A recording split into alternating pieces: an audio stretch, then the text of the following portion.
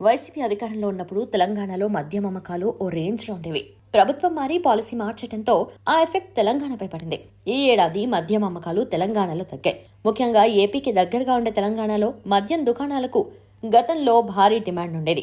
ఖమ్మం, నల్గొండ, మహబూబ్ నగర్ వంటి జిల్లాల్లో శివారు ప్రాంతాల్లో దుకాణాల కోసం ఎంతైనా వెచ్చించేవారు.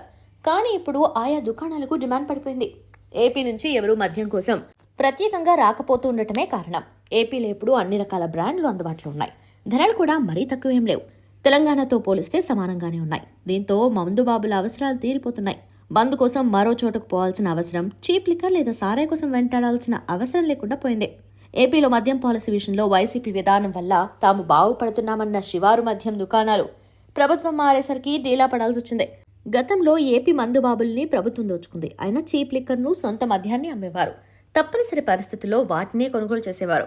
కాస్త ఓపిక ఉన్న వాళ్లు పొరుగు రాష్ట్రానికి వెళ్లేవారు. దీనివల్ల కర్ణాటక, తెలంగాణకు ఆదాయం పెరిగింది. ఇప్పుడు ఆ ఆదాయం ఆయా రాష్ట్రాలకు తగ్గింది. ఏపీ మందుబాబులపై భారం తగ్గింది.